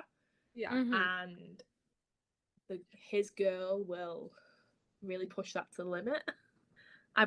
He's the one that's already been plotted the most. As I was writing him, I was like, we can do this, and we can do this, and we can do this. So I've already got a lot of his stuff plotted, and it was very exciting. I will tell you that is going to be, for all those characters, there's going to be an MF book, which is Caden's, there's an MM book, and then there's a Why Choose. For all those characters. No, I'm confused. Now I'm confused when you threw the Why Choose in there. Because I was going to say the MM was, who are those two? Bobby? We had them. Bobby? Was it Bobby? I can't remember. Bobby's just Caden's right-hand man. He's not, like, involved fully. There's like, Wilder. Man. Oh, yes. Wilder is gay. Yes, we know that. He's So gay. And He's gay. There's another person. Oh It my God. seems like And then they were sitting in the Casper- corner when Jason came in. What were their Casper- names? I'm like Casper, totally Knox, and Beckett will be the why choose. Knox, Casper, Knox, and Beck. So we don't know who Wilder ends up with. You don't know. You haven't met anyone for Wilder yet. No. Okay. Okay. So you just said that the last one's definitely a why choose, right? Like this isn't another. We're gonna think it's a why choose, and then it's really just an MM, and we're traumatized. No, that's gonna be a why choose, and it'll be a why. It's just gonna be the 3 guys and a girl. But you did say about 10 minutes ago that your dream is to write a why choose and kill one of them. It probably won't be them. I've not thought about killing. Okay. Probably- Okay. That's just like a dream that I have. Like I would like to write one day where I do like kill off the main character and they don't come back. That would be very fun. Probably not for that one though. Well, we were talking. We're like, why do we feel like she would kill Casper, and then have Tayden's book after? So we dealt with that downfall, and we were just like, yeah, we were preparing ourselves for the worst. I don't think the world would survive if I decided to kill Casper because they wouldn't survive Tayden's wrath. Like, No, they will not survive. yeah. I need my friends. I love how you just find so it like fun, though. funny. Yeah. It's hilarious Yeah. how you find it funny. Yeah. Well, I remember writing Rebellion, and yeah, I'll ruin your day. It was going to be Jason Taylor. Like I'd not planned to kill. When they were having their specific moments and stuff, it was very much like I knew yes, they were supposed to be. I'm going to make them a couple. And then when it was getting towards the end, it just sort of seemed too easy and too like cut and dry. And I was like, oh well, what should we do? How should we change this up? And then I was like, I know. Yeah, let's just kill her. Just let her throw bacon right in her blood. That you is know, it's that okay. is for a lot of things. Yeah, if I'm like need something, I'm like, let's just kill someone. Who can we kill? You know what? At least we didn't No one get a says Taylor but- POV chapter. That's what made Logan so hard. Was Yeah. the POVs. Yeah, Will you do that to us again? Probably. probably. Never say never. No, like seriously, I'm not kidding when I tell you that Ruthless Rebel is the only book I have 2 books that I've ever cried over. It's Ruthless Rebel and one other one where his mom died and we had read Like the the parents' parent book book prior. and then it was the kids' books and the mom died. Tell me what the book is. Is it Broken Night? Yes. I knew Bald. it. As soon as you said you read the parents' Yeah. book, I was like, I know what this is. Yeah. Bald that when was- Rosie died. I can't with the Rosie. Yeah. And it was just uncalled for. It was just uncalled know. for. She didn't need Yeah. to. It's just- Yeah. But that's how Yes. it I is. know. Oh Because I'm saying I don't cry at a lot of books, and that's one of the ones that got me. So when you said that you 2 read books. the parents' book, then I was like, oh, Yeah, Yeah. 2 books, and the other one was well, Logan. I'm honored. I'm honored. And I'm sure when he I'm did not it again, I'll be crying The again. other day we were on FaceTime. She decided, oh, let's destroy my morning. But she ended up ruining her own too. And she read out loud the epilogue Of for Ruthless Rebel. Ruthless Rebel. And you start crying and then You laugh and you're and having, and then you're cry, crying and it's like, again. And I'm like, oh my only- God, only she could do that. Yeah. Yeah. It's sad. It Yeah. is sad. But then it's funny because then you're like seeing like Cassie and this whole Cash thing, and then he's like, Conrad, keep him away from my daughter, and then they go to bed and watch Home Alone. in the and the morning. matching pajamas, and there's a picture of Logan above the bed, and it's like, okay, I wow. was very mean for that. I was writing this epilogue and I was like, this is torture, but I had to round it out some way. And Yeah. that's the thing now is like when I decided to write Lily's book, I always knew I wanted Lily to have like a forbidden taboo story. And I was like, oh, it'll be really fun, it'll be really spicy, like all this stuff. And then I started writing it, and like the first chapter, I was like, oh, this is painful. Like, Yeah, but I this feel like actually it's hurtful. a bit expected because her other Yeah. half When died. the Yeah. last like blood. But like I family. didn't think it was gonna be so rough to write. I was thinking, oh yeah, she's just gonna bang her brother and his best friend, like it's gonna be fun. And then I started writing her like feelings, and I was like, oh no, this is not fun. This is painful. I also love how Lily ends up with two males, when her first introduction in Black Hallows is her walking into a room full of men going, nope, and walking out. But no, I'm just going to now date 2 men. Yeah. Yeah. Well, she is very similar to Aurora. She's been in love with Zach forever. Okay. And then that just sort of like comes along. Speaking of Aurora, I was so mad at Archer for Everest. Oh my god. I'm like, I loved him. There was nothing wrong with him. Until that moment, I'm like, so now mad. I'm so mad at you. I Yeah. was like, I don't know if I can ever forgive you. I knew, as I wrote that, I knew it was going to be an issue for a lot of people because everyone loves the boys. Like, no matter what anyone's feelings are on the rest of the hockey series, the amount of people that come to me for the boys, like, even when I'm at signings now, like this late year, everyone's been like, Puck Chase. And I'm like, yeah, I get it. I'm like, so grateful. But it's like, Archer's always had that hot-headedness, and you only ever see it once when he punches Levi for Damon, when he calls Damon dad a murderer or whatever. So we've seen it before, and I very much felt like, yeah, I know Everest is also his brother, but I just felt like that was a time we had to see it again. He's very hot-headed. He's very like a bull in a china shop as well, always has been. And it's just like Damon's the one that softens that side of him. So it was painful to write, but it was needed. Yeah. And I think it also like was needed for Damon's character development too, because he went and he like held Aurora despite him not like he doesn't like being touched or touching people. It was basically me trying to show that like they're both like in the relationship because everyone loves them, that they're both still growing and learning, like they're not just like perfect couple that's got this happily ever after. It was like, no, they're still humans, they still make mistakes, and I don't know, it was hard to write because I knew that everyone was going to have this more jaded view of him rather than him being like Archer fucking Grey up on a pedestal, but it was like this is how it has to be. And like I was just mad at him in the moment. He did make up for it, he did apologize for it, and like as long as that happens, you're fine. You're mad in the moment, but then I'm also like mad because it's like, why didn't you tell your parents and your family before you just start fucking in the bedroom upstairs with everyone there? Yeah. Like, hello, people. You're kind of being a little dumb here. Maybe lock the door. We've got to have some drama. We've got to have some drama in the book. Oh yeah, of course. No. Yeah. She kept asking me how far away I was from Thanksgiving. And I'm like, why are you asking me this? We're like, what's happening at Thanksgiving? What's gonna happen? And I'm like, hey, I'm at Thanksgiving. Like, it was such hard work because like after writing Hallowed Crows, I really enjoy writing that dynamic, but then I also forgot that I had 4 books of fun to have with Hallowed Crows. Trying to fit so much into this one book, and then I was like, they all need to fuck her together, that we need to go over this, we need to do that. I was like, this is a lot, and it was getting bigger and bigger. And then when it wasn't until I actually formatted it and it like the program told me it was like nearly 600 pages. I was like, who do I think I am? I was like, no one's reading 600 pages of this. Like, everyone's gonna be like, what the fuck? Why have you wrote this big in 12 hours? And then people would tag me like I would have read 600 more pages. And I was like, oh, okay. Yes. Nice. Yeah, I would have. Yeah. No, I wanted more. That. But I'm assuming Harden will show up in the racing series, right? I mean, yeah, he's besties with the boys, isn't he? You'll probably see all of them in the racing series. I was gonna say because Caden was at the gym with Jace and him and Caden are like blood brothers now, aren't they? They're bonded, like So yeah. How and then so I'm assuming Caden just met the rebels just through that gym, or is it because Caden is Caden?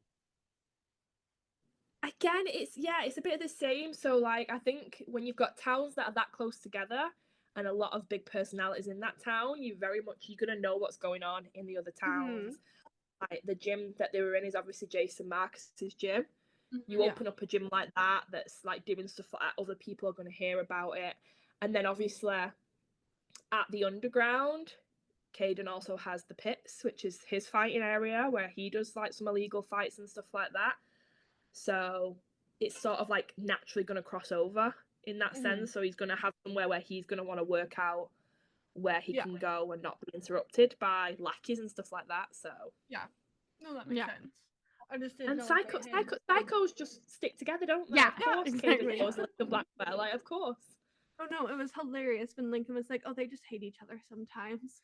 Just like, Yeah, because it was just, and again, that's just like little Then nods to the people who have read, because Yeah. it's like other people won't get that, but other people would have read the descriptions of the characters and been like, oh yeah, we know why they hate each other, we know why they're fighting, like, and it's just funny for like OG readers to be like, oh, there's my babies, because again, it's just so typically Jace and Ash being at each other's throats still, even after they've like worked out the differences and they're okay with each other. Like, that's just their thing. They're never gonna fully like each other just because. yeah, I was they're gonna family. say I don't think that's ever gonna change. No. And then when their kids get together, it's gonna get worse. And then it's Exactly. like, And is that, and that's so why excited I've for got that to keep banter. that going. I can't believe I told you that. Like, no I one, feel like no one else knows that. Yeah, I feel like Elle and Riley are just gonna be like sitting there chilling on the couch, and they're just gonna be screaming at each other over their kids. And Cash is like, Don't forget Lincoln. You also know. Yeah, Lincoln's gonna be in the middle of the girls. Yeah. Watching it all happen. Cash is gonna be Lincoln's gonna starting be to the one fire making over the there. popcorn and like, Yeah. like, Cash because is gonna be you know as starting to well that fire. Elle and Cassie Riley are thinks not it's gonna hilarious. care. They're not gonna care. They're like, yeah, we know what it's like. Like, Yeah. where Ash is gonna be like, get your son away from my daughter. Ow. But knowing Marcus at some point, he's gonna jump into and be like, yeah, keep him away from Cassie. You back off. No, I feel like Marcus would just follow what Elle says. Yeah. He's a good boy. Until Yeah. Elle's not in the room. Good boy. He knows better than to go against the girl with the knife at her thigh. Yeah. No, just like secretly in the middle of the night on Christmas Eve, he'll just go with Asher and cut some fingers off. But Yeah. Again, though, that was a scene that is like very much needed. They had to bond and like become besties as well. Like, yeah. Well, they needed to get over a lot of stuff that happened in their childhood too, and Mhm. Marcus needed to let go of that resentment that he had towards him, which was uncalled for, but it's bullheaded Marcus. Yeah. And yeah, but now that Ash is with Link, he's like him and Yeah. Marcus Yeah.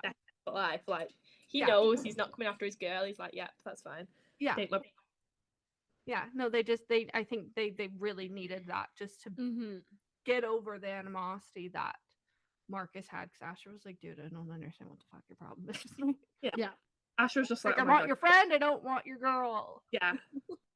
Oh, will Penelope be in the second gen book, or is she too old too? Yeah, she's pretty much the same age as Sophia, isn't? Yeah, so she's old, which makes me sad because I really would like to include all of them, but it's like, to make the crossover work with like crows and flies and stuff, it would have to be like similar ages, and that's just way too old. Unless one of the boys wants to get a little sugar mama situation going on, like, we'll see. I have a question. Well, I mean, so obviously, like, the crows have kids. Is it discussed who's the father, or is all of three of them just the father, and they're just like, it is what it is, and we're not finding out who the actual biological dad Do is? you even know Aidan Graves? Of course it is discussed.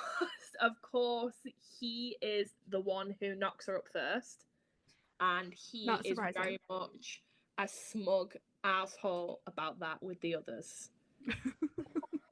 So, of course. That makes sense.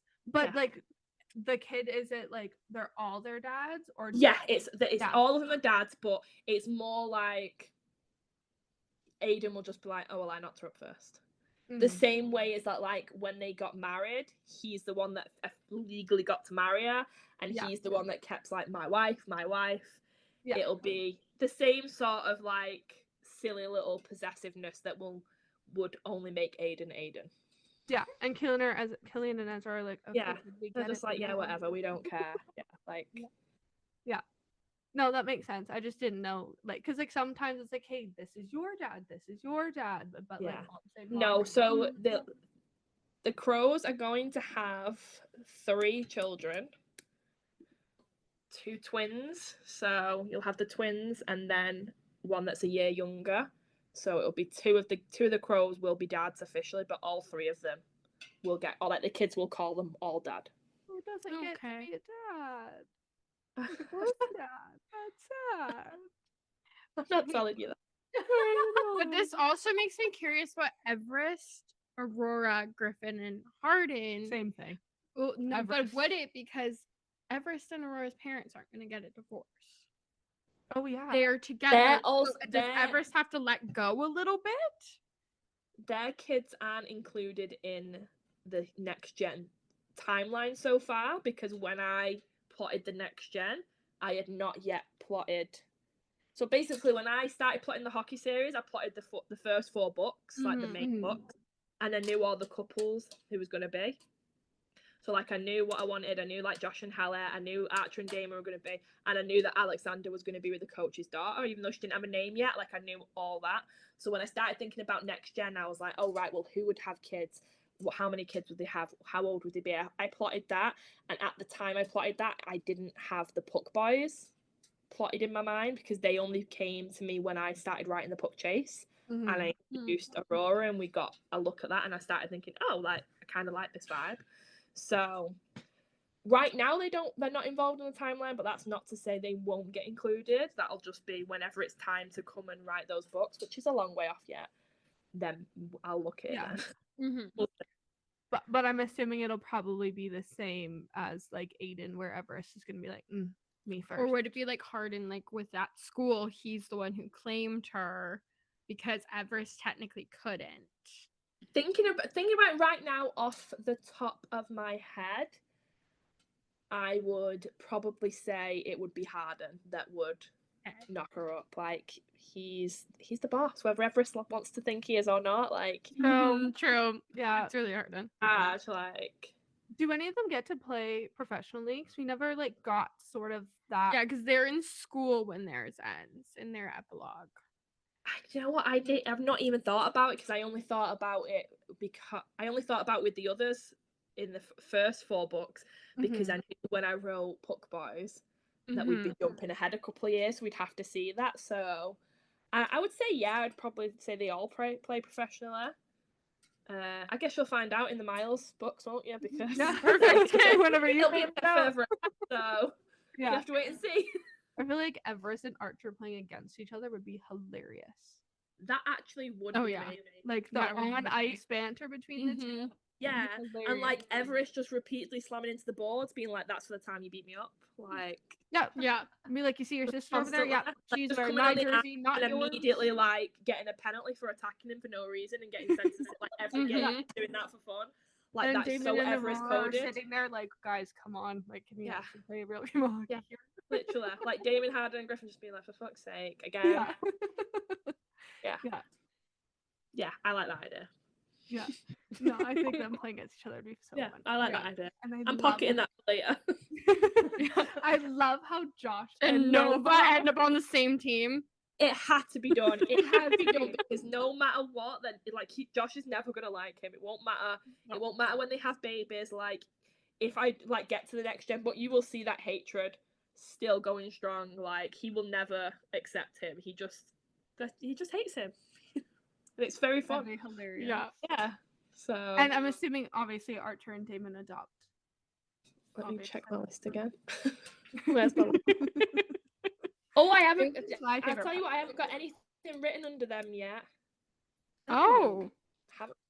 I told you, it was like I say, it's very loosely plotted, and it was just as I started thinking, I was like, because obviously I was doing it slow, and I was thinking of names and then ages, and then I was like, right, and who would go with who? So there's only, let me see how many couples I have got together. There's only 3 couples that I've decided so far out of the next gen. So the Crows. Oh, or no, like the couples for the kids that will get. Yeah, there's only there's Cassie and Cash, like 6 total couples. But yeah, Cassie and Cash are one of the couples, and then I've put 2 other couples together, which I'm not telling you who they are. I know. I'm just gonna be putting this together in my brain.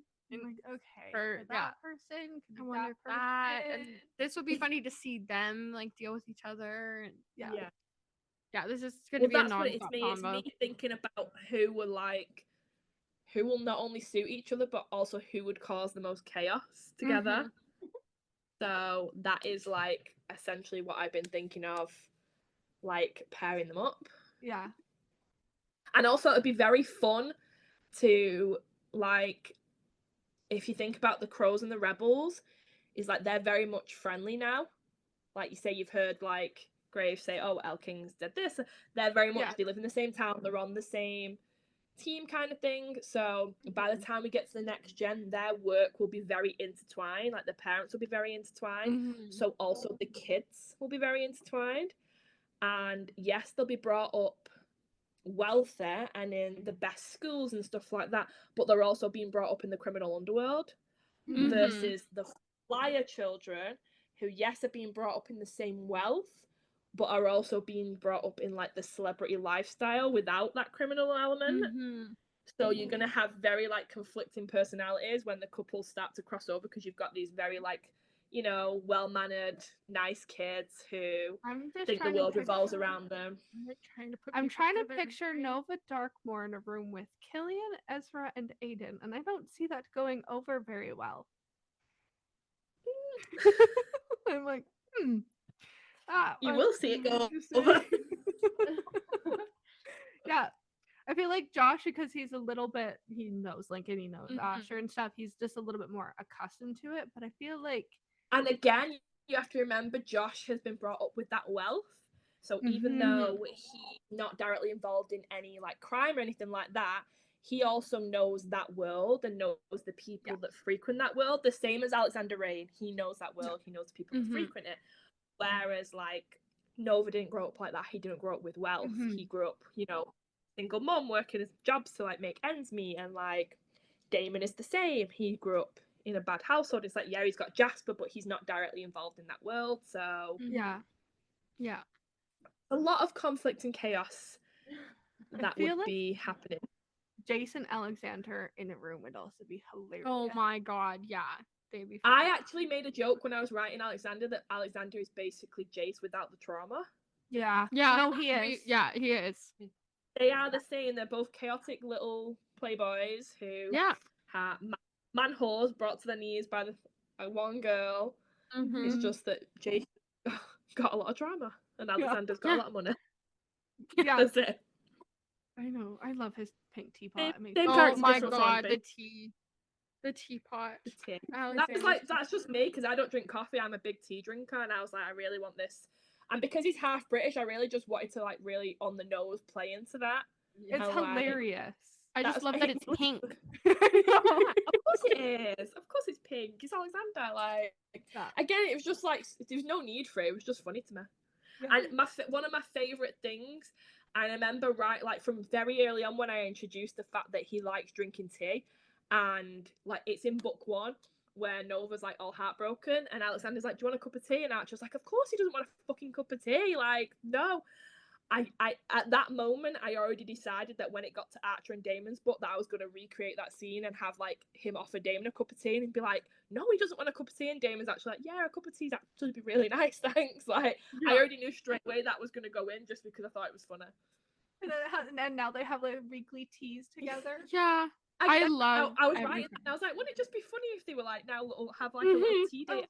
And Alexander has separation anxiety, so he's like, here's 2 apartments beside each other and you're gonna move in because I don't want to go too far. Yeah, thanks. Can't be away from his little tea drinking bester. Like that's my favorite, like one of my favorite scenes in the book chase. People always talk to me about the spice and stuff, and I'm like, yeah, I love the spice, but it's actually Damon breaking into the house on Christmas Day and just finding Alexander. Okay. The FaceTime call from the Archer FaceTime call in the pictures. And Alexander be like, I think this is for you. And he's like, yeah, give him the phone and get the fuck out of the room. And he's like, okay, well now you're just gonna take his phone? Okay. And he leaves it there too. He's just like, okay. He walks away. And he's downstairs waiting for him to come down with tea. You have to remember though, at that point, Alexander's known, like what you don't realize is he sees him in the kitchen that first night. So he's known the whole time. And then like he's watching them like try and fucking sneak around and be like shady about it, and he's like, yeah, whatever, I've known for so long, like get a grip. Yeah. And I love how much he's just like so much of a lover boy, and it's just like wants everyone to just like sort their shit out. Like Josh and Josh is sitting outside on the deck and Hallie's inside, and he's just like, nope, you're not coming in, blah blah blah, whatever. And like everything like that, and he just like supports everyone, and then having his book last, I think is just like tying it up with like a little pretty bow. Well, because every single person supported Alexander. Yeah. And they were all there for him and Aubrey, and she's like, she needed it. Yeah. I love, like, his book is probably the one that took me by surprise the most, because I was very, like, after I wrote The Puck Secret and it came out and everyone loved it, I was like, oh shit, like, I was very intimidated because I was thinking no one's gonna love any of the other characters as much as they love Nova, so it made me really anxious. And then I wrote Josh, and then it was fine, but then I wrote the boys, and then everyone went crazy for the boys, and then I was like, oh shit, like, it's going to be the same again, like, no one's going to love Alexander as much as they love the boys. And when people was like, when Alexander's book came out and everyone was like, oh my god, I'm upset, I was like, oh, like, wow, people love him. Like, I think honestly it was the Halloween scene in the boys book, and I was like, yeah, this is my favorite of the book, of the Puck Boys, for sure. Oh my god, no, my favorite thing of the entire series was after what happened at Truth or Dare in the first book. Anytime someone would bring it up, and Nova and Alexander would both shout no, and Maddie would just look at the ground giving eye contact. It was just, I think that came to me because everyone taught, like, that's the scene that made it like go viral. On, like, I posted a TikTok about that scene, and that's what really made the book pop off. Is like, I post TikToks all the time now, like, some of them are absolutely terrible views, but I'd been hyping up that book, and then I posted a TikTok about the Truth or Dare scene and went to bed, and I posted it the night before it released, and then I woke up the next day and it had like 100,000 views, and I was like, oh shit, okay. Posted another one, and then that one had like 250,000 views, and I was like, oh, okay. And then I posted one on Instagram and it got 1 million views, and I was like, oh shit, okay. So it was just like my follower count jumped up dramatically from what had been like my little baby author that I'd been used to, and I was very intimidated. But everyone was talking about that scene, and I was like, I need to, and that's why it became a thing. I was like, I need to have Truth or Dare in every book now, because it's just like a thing. Yeah. But then also just constantly bringing up that and like having them be awkward about it was just funny. Like, people, it's just like a constant reminder to everyone, like, that is what had happened, and every time I wrote it, I was like, this is funny. Yeah. No, I love how, but also too, like, each Truth or Dare is very different and a very big, like, it became such a challenge because I was like, oh well, if I'm gonna do this, I have to commit to doing this, and I was like, I have to make them all stand out in their own way. And it was the same in Puck Boys, where I like teased it at the beginning of Puck Boys, where they go to play it and then like someone knocks on the door. I was like, should I just leave it at that, or should I bring like Truth or Dare like fully back? And then when I was getting towards it, I was like, oh yeah, no, we're bringing it back. Like, we're going all the way. So it had to be done. Fairfield, you're not in Fairfield unless you're playing Truth or Dare. Oh, true. Just to like close it out, so you are like, what is your plan? So is it Fractured, Lily, Zach, and Max's book, and then Kinghood, and then racing series? I don't know. So there's like, it's definitely Kings after Fractured, and the Kings are going to have 4 books for 5 Kings. Do with that what you will. And then after that, it'll probably just be what talks to me the most. I've got the Mafia series for Blade, Angel. There's a third guy who you've not met yet who's in the Mafia series. He's mentioned though in it, isn't he? Yeah. I don't know. Is it? Yeah. No, he is. Who knows? Who knows? Not me. If you're right and he doesn't die. No, he doesn't die. Okay. No, there's a third, but there's not a name. Oh, he doesn't have a name. I think so. Because there's something, is again with the inside joke with the stripper, and then I think Angel was like, can you guys let that go? I think I don't know. No name, but there's mention of oh yeah, I was gonna say, I don't think, because when you say no, there's not a name, but the third is okay, maybe that. Okay. I wrote that book 2 years ago, I don't know. Yeah. But yeah, it'll basically be what's talking to me the most. So I've got multiple things on the roster, like they're saying, they've got titles, they've got characters, they've got storylines. It'll just be whatever I'm in the mood to write the most.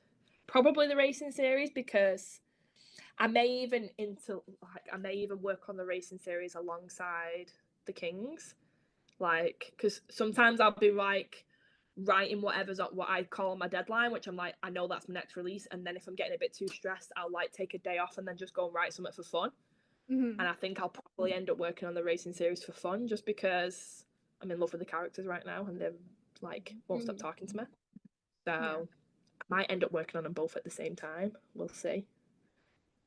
But I couldn't tell you. I know Kings is next year, but after that, I couldn't tell you. There's too much going on that I couldn't. Is it going I'd to be lying like if I tried to. the whole series out though, or are you going to kind of do what you did with Black Hallows and like leave the last book like to cross them over, or do you not know?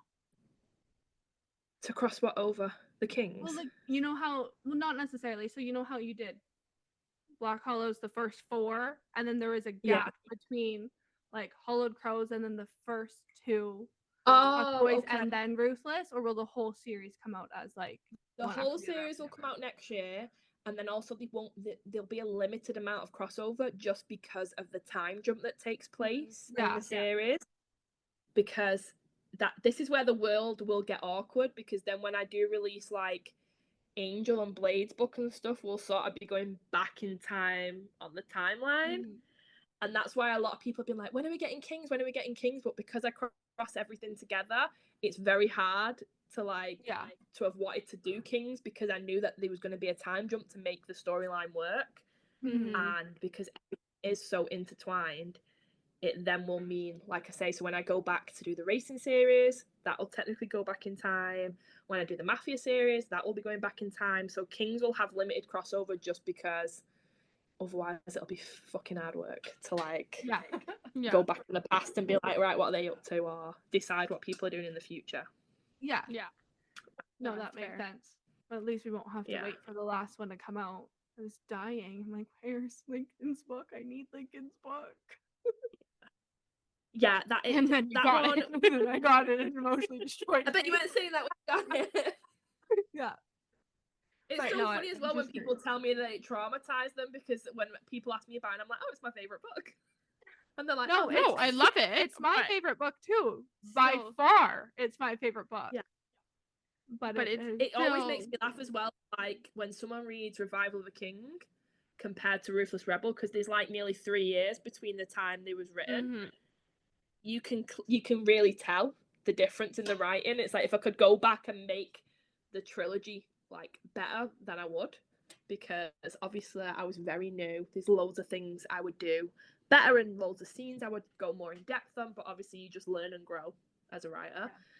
And I do, when I've like had to, when I was sitting down to write Ruthless, I had to go through and reread the others because it had been so long, and I was just noting like important points and things that I'd said, and I was reading them. I was like, oh god, these could be better compared to like how much I love Ruthless. So it's really funny when I like look back on them. Is there anything you would change from books that you have written? Not storyline wise, just more. I'm not scared to write a lot more now. Like, I think Revival of the King is like 70,000 words or something like that, compared to Ruthless, which is like 140,000. So it's like double the length. So it's not really storyline wise. It's just learning and growing as a writer and knowing what needs more details and what doesn't and stuff. So there's a lot of scenes that I would have just done a lot more in depth without not changing the story, just giving more of the story basically. But it is what it is. Like I say, you learn. Like that was, God, it was 5 years ago when I wrote that now. So it is what it is. That's fair. I mean, as a reader, I don't notice anything like that. So if I don't know if that gives you anything. Yeah, I mean, it's probably just me being overly critical of my own work. Like I will write chapters sometimes. I'm like, this is garbage. Like this is absolute garbage. Like the last like 2 weeks that I'm working on a book, I'm reading it. I'm like, this is fucking terrible, and everyone's gonna hate it. Like, what are you doing? And then I send out arcs, and I will physically go and hide. Like I hate it every time. Like my notifications I turn my notifications off on my phone so they don't come up on the front of my phone anymore, because they just started to stress me out. And every time I get like tagged in a review, I'm like, do I want to read it? Because it's like, I protect my peace in the same way. Like I won't go on Goodreads. That's a reader space. That is not me. But that's not to say that someone won't tag you in a review, and it could have a high star rating, but the review can still be incredibly critical, and you read it and you're like, oh, okay, like that's a bit painful. But you've been tagged in it. Like these people are like, oh, don't read it. But it's like, well, if you're tagging me in a review, I'm excited. I'm like, oh, let me read this. What are they thinking? And then some of them, I'm like, oh, that hurts. You have to have a really thick.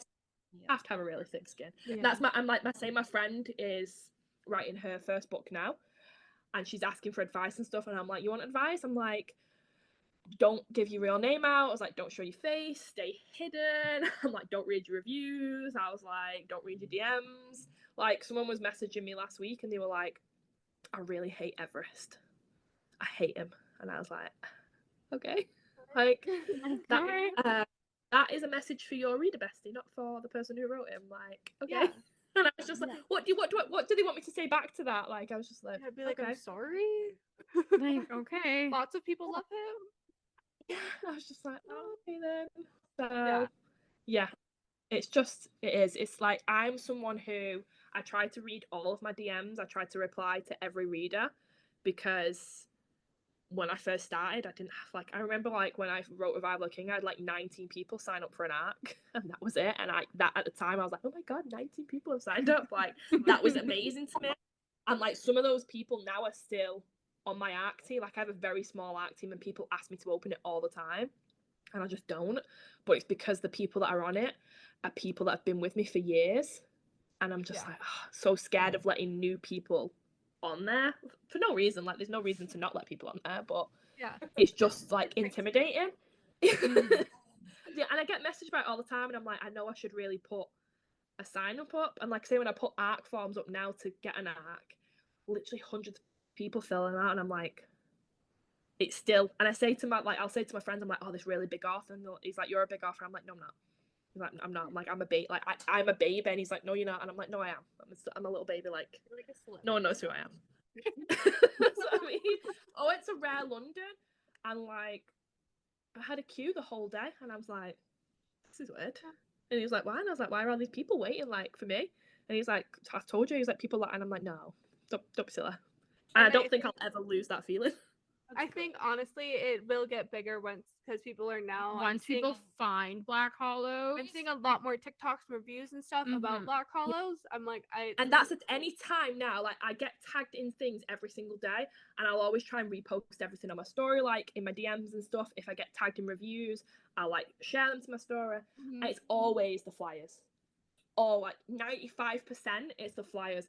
The other 5% where it's Crows, or by some miracle it's Rebels, I'm like, oh, someone's reading Rebel. Like, anytime I see those Black Hallows covers, my heart flutters. I'm like, oh my God, someone's reading Black Hallows. Like, someone came in my readers group either yesterday or the day before, and they'd had a tattoo done for Black Hallows, and my jaw literally dropped. I was like, what?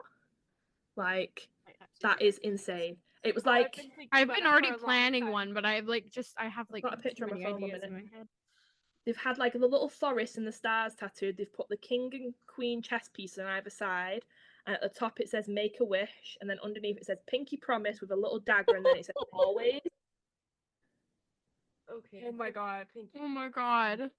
And I seen it, and I was like, I would have been like blown away by a tattoo for any of the books, but the fact that it was for Black Hallows, I was like, what do you mean? Because I think no matter how many books I write, they will always be my babies. Like, they will always be my OG Rebels, and like, they're always my favorite. So anytime we talk, like, when you were saying that before, I was like, oh my God, like, they know Rebels. Oh yeah, like, they're like our Roman Empire. Yeah, no. and my Roman Empire. They're the Roman Empire of our friendship. Like, the two of us, like, that's what really started it, was this series that I ever recommended to her. Was like, this is what you need to read. Yeah. Before I tell you about anything else. And yeah, I also miss writing the chaos that was Rebels and Crows, because they're both series, and I really love the cliffhangers. And like, I've not wrote anything fun like that in ages, where it's had like a real horrible cliffhanger. I miss that chaos.